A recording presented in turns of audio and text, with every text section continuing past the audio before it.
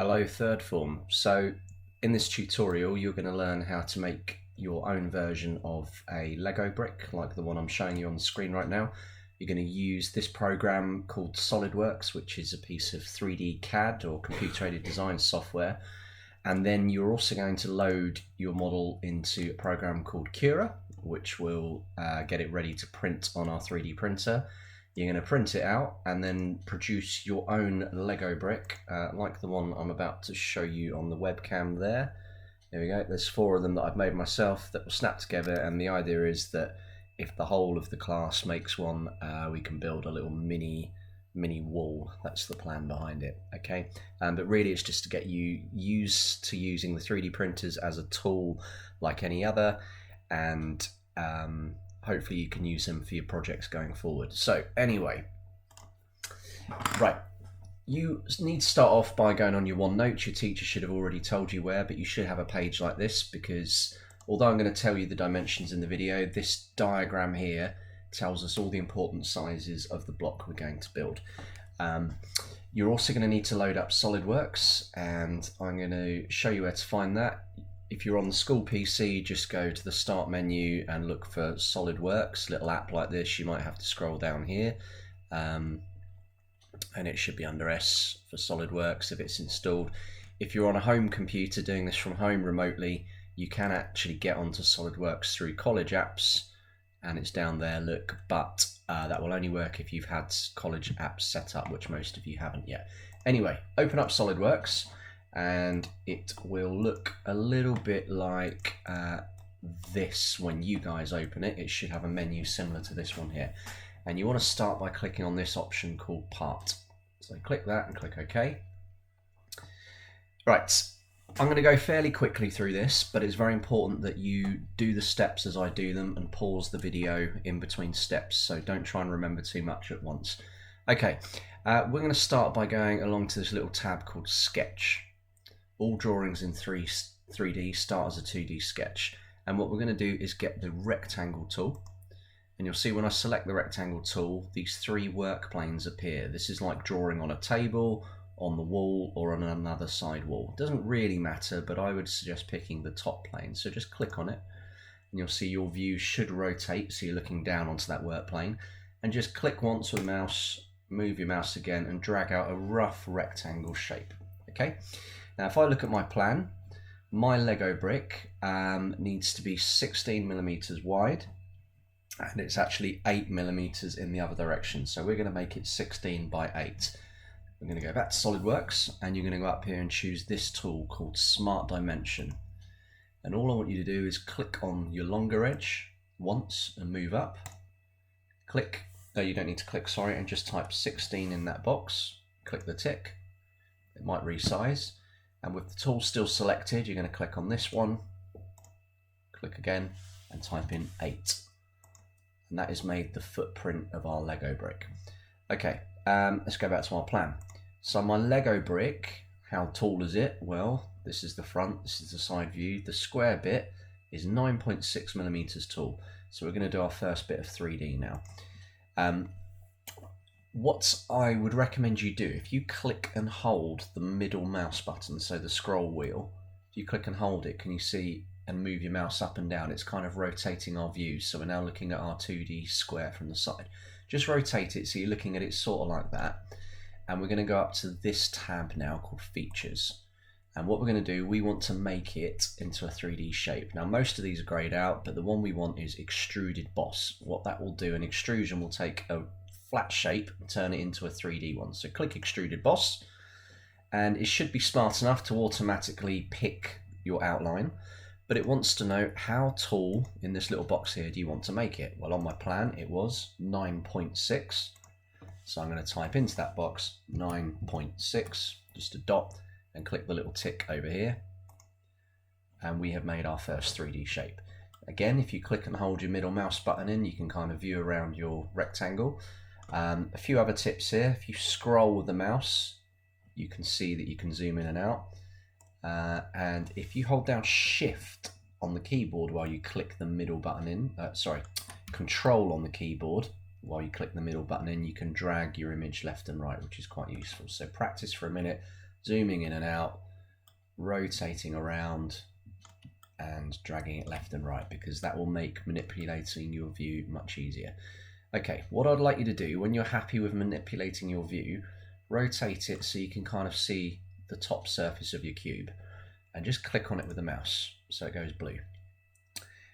You're then going to go up to sketch again, and before you choose any tools, I would move back over this, right mouse button click, and you've got this little icon here that says normal to. If you select that, you see what it does. It brings the view straight down onto the top of it. What we're now going to do is we're going to draw these two circles on the top that will become the little pins of the Lego brick. And we're going to get some dimensions here. So we've got a circle within a circle. The outside one is 4.8, the inside one is 3.2, and the circles are 4 millimeters from each edge. I'll help you with that now, but remember 4.8, 3.2 and 4. So back to our CAD model. This time we're going to use the circle tool, so click it. Now, before you go clicking madly, if you just hover your mouse over the left, you'll see this little blob appears when you're in the center of the line. If you then just move horizontally, so it gives you a nice dotted line that lines up with the middle look, and it reappears. When you're on that dotted line, doesn't matter where to the left, just click roughly and drag out a circle. Don't worry about the size yet. And with the same dotted line appearing, drag out another circle, roughly the right size. Okay, we're going to go up and choose Smart Dimension now. And we're going to click on our circle and just move out and click again. And I've got to remind myself of the size. It was 4.8 for the outside and 3.2 for the inside. So I'm going to type in 4.8 and hit the tick. I'm going to do the same on this circle. 4.8, hit the tick. And you see how it readjusts it. And we had a 3.2 circle in the middle. So I'm going to get the circle tool again, find the middle of my circle so that yellow blob, orange blob appears, and click, just drag it out roughly. Back to Smart Dimension, click the inner circle this time, and we want 3.2. And the same on this one. 3.2, click the tick. All good. Okay, if you can remember how to rotate your view in 3D now by clicking and holding the middle mouse button, just so you're looking at it on the slant, this allows you to see that you're doing the next step correctly. Okay, go to Features now, because we're going to do another extrude, and choose Extruded Boss Base. And it should, if you've done everything correctly, automatically pick those two outlines. If it doesn't, you may need to click on these orange edges until it shows this kind of two cylinders like that. Now obviously we don't want to make our Lego brick with sticky out bits that tall, so we go back to our plan. How tall are these little bits? Well, here we go, look, 1.6 overall. Back to our model. So in our box, we're going to change this to 1.6. You can click on the screen and that will update the preview, so that looks about right. We're going to click the tick. All good. Starting to look a bit like a Lego brick. Okay, we're also going to add in a little feature here. So if I go back to my plan, you'll see it says here, we've got a little slopey edge on there and it says 0.3mm chamfer. This just allows the Lego bricks to kind of click into place a bit easier, reduces the friction. So back to our model, and up here you've got a tool that says fillet, but below it is a little arrow. Click that guy and you've got the chamfer tool. And all you need to do is click the outside edge of that circle and the outside edge of this circle. Remember, you can rotate your view if you can't see it. I would click full preview. Now it might not show anything to start with, probably because it will be set to 10 by default. So we wanted 0.3. Click on your screen and it'll update, and we can see that that is planning to do exactly what we wanted. Click the tick, bosh, that is done. Okay, a little bit more now. The bottom of a Lego brick is hollow and it has a little pin in the middle of it. So we're going to hollow out our Lego brick. Now there's a really easy to use tool that will actually do that. It's called shell, and we want to shell out our brick to 1.5mm thick. That means have a 1.5mm thick border all the way around. So go back to SolidWorks, rotate your view by clicking the middle mouse button in, so you're looking at the bottom of it, and click on the bottom so it's selected. Now go up here to your tools, and if you can't see them, make sure you're on the feature menu, but you should be anyway, and choose shell. Now all that Shell wants from you is to have selected a face, which we've already done, and then it wants to know how much. And our magic number was 1.5 millimeters. Good. So we're going to type in 1.5. You can click show preview, and you can see if we rotate our view what that's going to do. It's going to scoop out everything except for 1.5 millimeters of material all the way around. If you're happy with it, click the tick. Also, you've got a tick over here, look, does the same thing. And now we've hollowed out the bottom of our block. Fab. Couple of steps away to having a finished Lego brick. What we need to do now is draw this little circle in the bottom that sticks up. This circle is 3.2 millimeters and it's exactly in the middle of our rectangle. That's what this kind of crosshair type thing means. It means it's centered. So we need to be drawing on this bit here and we need to be accurate. So the first thing we do is click that face. Then I'm going to right click and choose normal to, which will bring my view round. And now I'm going to go get the sketch menu over here and the circle tool. Now before you go drawing a circle, if you remember our magic trick of hovering on a line until you find the middle point. So there I've got, look, oh, not quite, maybe do this one, dotted line. Okay, there we go. Right, and for some reason I can't quite get it to tally up with the middle. What I'm trying to do is sometimes you can get two dotted lines. There we go. So if you find the middle point on the vertical and the horizontal, eventually they'll kind of appear and that'll give you your center, okay? Right, make a circle, go to Smart Dimension. Now click on your circle. There we go, and type in 3.2. Click the tick. All good. All we need to do now is make that circle come all the way up to the edge here.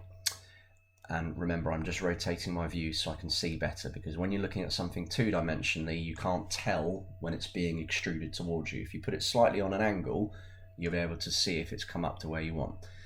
Right, we've drawn our circle, so we want to go to Features and Extruded Boss Base again. So we pick that guy, should automatically choose your circle. Now, we could spend ages working out exactly how far to extrude it, because it's clearly not enough at the moment. Or there are some tools built in that will make that easier. If we go to this box that says blind, rather than choosing blind, you've got an option that says up to surface.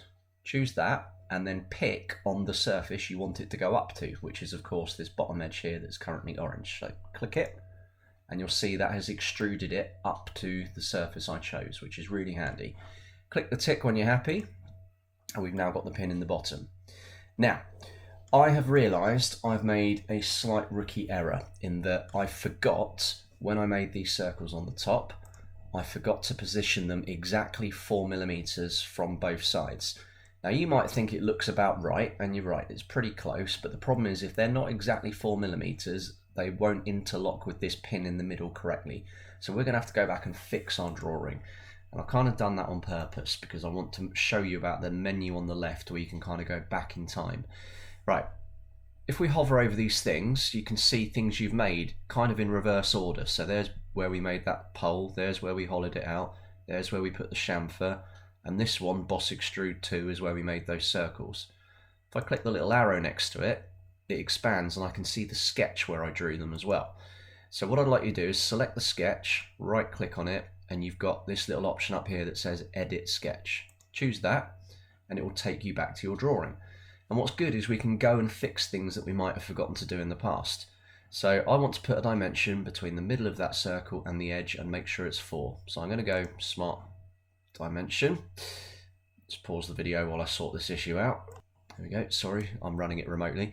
So Smart Dimension, and I'm going to click the dot in the center of my circle, and then I'm going to click the vertical edge there and move my mouse down. Now it's a good job I did that because this measurement was supposed to be 4 and it's currently 4.39. So I'm going to type in 4 and press tick. Can you see that shoved the circle to the left a bit? And I'm going to do the same again. So I'm going to do Smart Dimension, blob in the middle, vertical edge. So I'll just do that again. Click, click. Sorry, I deselected the tool. So make sure you got Smart Dimension selected. Click, click. There we go. Click again and 4. Okay, that's awesome. Those circles are now exactly where they need to be. If you were worried they weren't exactly the right distance up and down, you could also click the center and this line, look, and make a dimension. And it should be 4 because we know the whole thing was 8 high, so therefore 4 would be in the middle. All right, but you could do that to check, but you don't have to, but I'm just going to leave it on there. Okay, good. All right, we need to update that now. So now we're done messing with our sketch, we have to go over here and click this little blue arrow, which takes us back to 3D, and that will update all the 3D parts as well. So we now have a Lego brick, and if we were to 3D print this would all snap together fine. What I want you to do though is to customize it and put your name or your initials on it so that we know that you did this and you didn't just steal Mr. Winter's screenshots or get your mate to make a copy. So we're going to put some text on it and cut it out. So back to SolidWorks. I want you to draw your text on one of these big flat faces here where we'll see it. So choose the face. How do we look at it straight on? We right click and choose that one, normal to. And then we're going to go to Sketch tab because we're sketching in 2D, and you'll see there's a nice text tool. So click it, just click roughly on your face. Oh, sorry, you don't need to click, but what you do need to do is type your text. So I'm going to do Rob, and annoyingly, to change the font size is a bit tricky. You have to highlight it, go to this tick and untick it, and go to Font. And you'll get a menu now. Now for units, I would set that to 6mm, and you can choose your font. I like to go with I for impact and make it bold because it gives a nice thick outline. Click OK, and that's good. So I'm done with my text. It's the right sort of height. It's in the wrong position. That doesn't matter. We can move it. If your text is too wide or too narrow, you can mess with the height, and you can also change this number here, look, like 70 for instance. That might give you a position change. You can mess with the width and bits until you get it just to fit right, but when you're happy with it, click tick. Right, you can just drag your text into position after you've clicked that tick, so put it roughly in the middle of your block, and then all you've got left to do is extrude it, but you're going to do it as a cut this time. So remember, click middle mouse button in and adjust your view so you're looking at it slightly endways on.